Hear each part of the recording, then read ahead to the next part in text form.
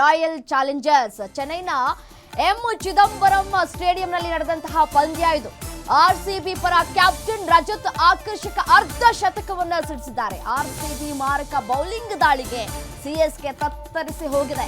RCB ತಂಡದ ಆರ್ಭಟಕ್ಕೆ CSK ಧೂಳಿಪಟ ಆಗಿದೆ. ಐಪಿಎಲ್ನ 2ನೇ ಪಂದ್ಯದಲ್ಲೂ ಗೆದ್ದು ಬೀಗಿದೆ ಆರ್ಸಿಬಿ. ತವರು ನೆಲದಲ್ಲಿಯೇ ಸಿಎಸ್ಕೆ ತಂಡಕ್ಕೆ ಮುಖಭಂಗ ಆಗಿದೆ. ಸಾಕಷ್ಟು ವರ್ಣಿಸಲಾಗ್ತಾ ಇತ್ತು, ಸಿಎಸ್ಕೆ ತಂಡ ಬಹುತೇಕ ವಿನ್ ಆಗುತ್ತೆ ಅನ್ನುವಂತಹ ಮಾತುಗಳನ್ನ ಕೂಡ ಕೇಳ ಸಿಗ್ತಾ ಇತ್ತು. ಯಾಕೆಂತಂದ್ರೆ ಇದು ಅವರ ತವರು ನೆಲ, ಅಲ್ಲಿ ಯಾವ ರೀತಿಯಾದಂತಹ ಪಿಚ್ ಇದೆ ಗ್ರೌಂಡ್ ನಲ್ಲಿ ಅನ್ನೋದು ಇಂಚಿಂಚು ಗೊತ್ತಿದೆ ಧೋನಿಗೆ ಅನ್ನುವಂತಹ ಮಾತುಗಳು ಕೂಡ ಕೇಳ ಸಿಗ್ತಾ ಇತ್ತು. ಇಷ್ಟು ಬಾರಿ ನಡೆದಂತಹ ಕ್ರಿಕೆಟ್ ನಡೆದಂತಹ ಸಂದರ್ಭದಲ್ಲಿ ಜಯವನ್ನ ಸಾಧಿಸಿರುವಂತಹ ಸಿಎಸ್ಕೆ ತಂಡಕ್ಕೆ ಈ ಬಾರಿ ಮುಖಭಂಗ ಆಗಿರುವಂಥದ್ದು.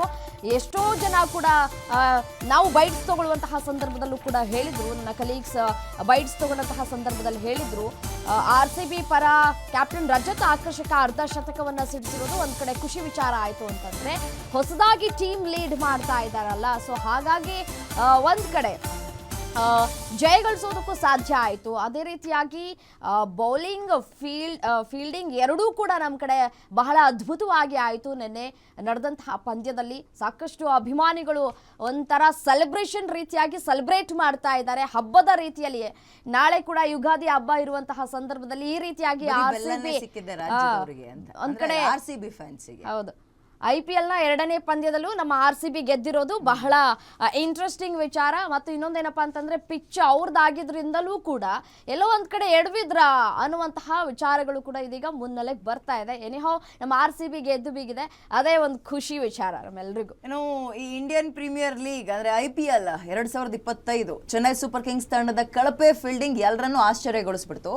ರಜತ್ ಪಾಟಿದಾರ್ ಅವರ 3 ಕ್ಯಾಚ್ಗಳನ್ನ ಕೇವಲ 4 ರನ್ಗಳ ಅಂತರದಲ್ಲಿ ಕೈ ಬಿಡಲಾಗಿದೆ. ಶಿಸ್ತುಬದ್ಧವಾದ ಆಟಕ್ಕೆ ಹೆಸರುವಾಸಿಯಾಗಿರುವ ಸಿಎಸ್ಕೆ ಟೀಮ್ನ ಈ ರೀತಿಯಾದಂತಹ ಪ್ರದರ್ಶನ ಅಭಿಮಾನಿಗಳಿಗೆ ಡೆಫಿನೆಟ್ ಆಗಿ ಆಘಾತವನ್ನ ಉಂಟು ಮಾಡಿದೆ. ಮ್ಯಾಚ್ ವಿಚಾರ ಓಕೆ, ಇದರ ಸೆಲೆಬ್ರೇಷನ್ ಏನಾಯಿತು, ಅಭಿಮಾನಿಗಳು ಖುಷಿಯಾಗಿರೋರು ಯಾರು, ಧೋನಿ ಫ್ಯಾನ್ಸ್ ಹೇಗೆ ಬೇಜಾರಾದ್ರು, ಇದ್ರ ಬಗ್ಗೆ ಸ್ವಲ್ಪ ಮಾತಾಡ್ಬಿಡೋಣ ನಾವು. ನೆನ್ನೆಲ್ಲ ಇವತ್ತಿಂದ ವೀಕೆಂಡ್ ಬೇರೆ ಆರಂಭ. ಯಾವ ರೆಸಾರ್ಟ್, ಯಾವ ರೆಸ್ಟೋರೆಂಟ್, ಯಾವ ಪಬ್ಬು, ಯಾವ ಲಾಂಜು ಅಥವಾ ಎಲ್ಲೇ ಫ್ಯಾಮಿಲಿ ಫ್ರೆಂಡ್ಸ್ ಎಲ್ಲರ ಮನೆಗಳಲ್ಲೂ ಮ್ಯಾಚ್ ಮ್ಯಾಚ್ ಮ್ಯಾಚ್.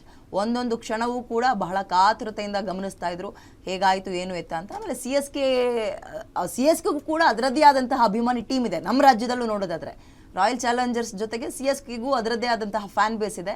ಅವ್ರು ಸ್ವಲ್ಪ ಬೇಜಾರಾದರೂ ಇವರು ಗೆದ್ದುವಲ್ಲ ಅನ್ನೋ ಖುಷಿಲಿದ್ದಾರೆ.